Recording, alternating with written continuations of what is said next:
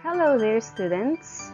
I am Marilyn De Jesus from Brother Andrew Gonzalez Technical High School, and today we will be discussing about one of the basic competencies in dressmaking, that is to participate in workplace communication. Communication is very essential, especially in the workplace. There should be an effective communication among the workers and the clients as well. In this lesson, you will learn more about the modes of communication. So let's define first what a communication is.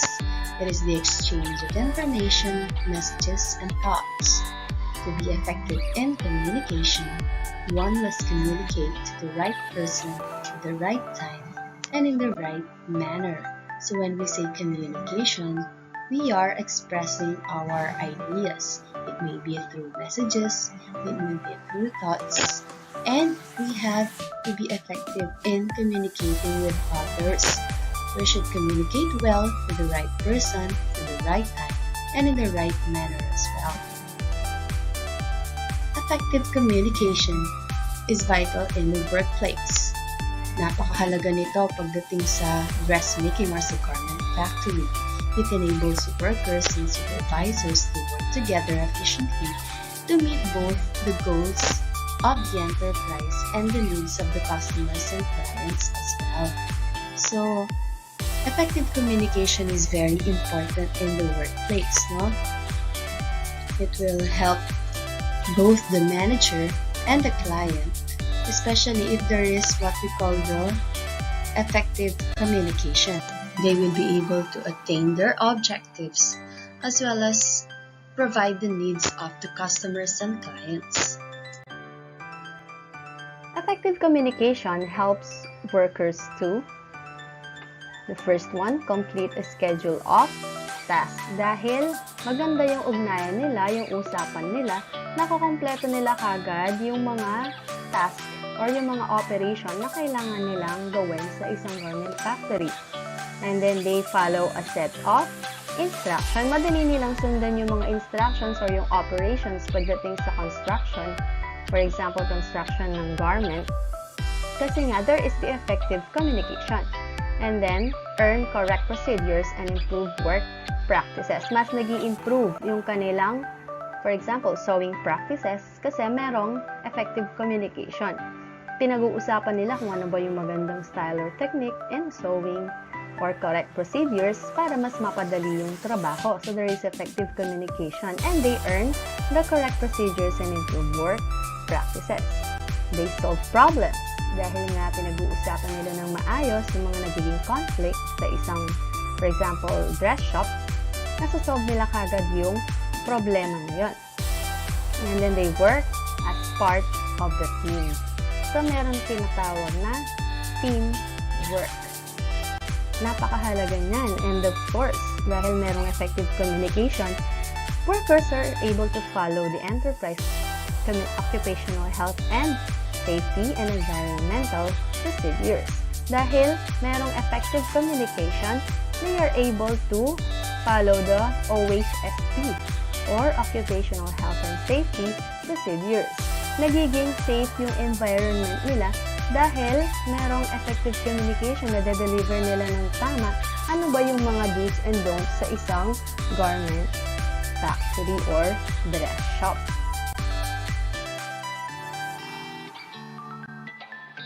And then we have these three main modes of communication. The first one is the verbal communication. It refers to the sharing of information between individuals by using speech. It employs readily understood spoken words as well as ensuring that the enunciation, stress, and tone of voice with which the words are expressed is appropriate. So, dito sa verbal communication, gumagamit tayo ng salita or gumagamit tayo ng speech para madali tayong maintindihan. Ayan, so we just make sure na yung pagsasalita natin ay nasa tamang intonation. Nandun kasi yung sa tono ng pagsasalita ng isang tao kung paano niya i-express ang kanyang sarili through verbal communication. Napakahalaga nito, especially if you have your client, for example, isa ka ng dressmaker, and then kailangan mong kuhanan ng body measurements yung client mo. So of course, kailangan maganda yung pakikipag-usap mo, yung verbal communication mo, para maging maganda yung output ninyo dun sa inyong garment construction. That is what we call the verbal communication. So you are using a speech, spoken words. And then the second one is a non-verbal communication. That is the process of conveying meaning without the use of words, either written or spoken. Kung kanina, spoken words, no? Ngayon naman, they just use the facial expressions. Minsan, hand movements, body language, postures, and gestures, kagaya ni Little Pony dyan sa baba na nakikita ninyo. So that is expressing a gestures. Meron siyang expressions sa kanyang mukha.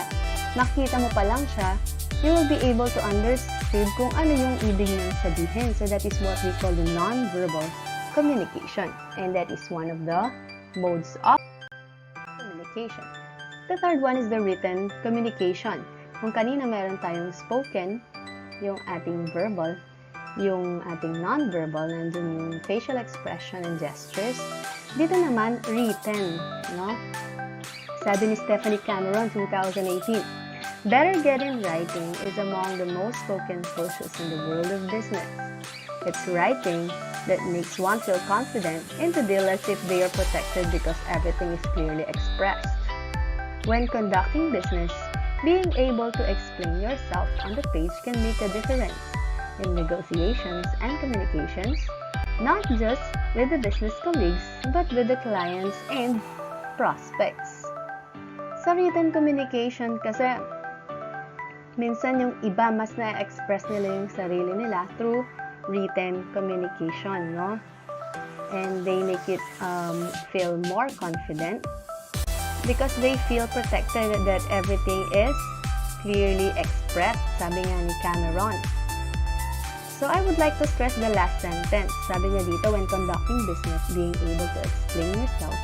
Pag nasa business ka, at na-explain mo yung sarili mo sa isang page, no? It makes a difference, hindi lang sa negotiations, hindi lang sa business mo mismo, hindi lang sa communication, pero kasama na rin dun sa mga business colleagues, sa mga kasamahan mo dun sa business na yun, at lalong-lalo na sa mga clients and prospects mo. So that is what we call the written communication. So we have three modes of communication. We have the verbal communication, non-verbal communication, and written communication. So you just have to keep in mind that good and effective communication is vital in the workplace. And you can either use these three modes, which is the verbal, non-verbal, or written mode of communication. So let us now check your understanding of the lesson. You may now answer your enrichment card and your assessment activities. So with that, good luck!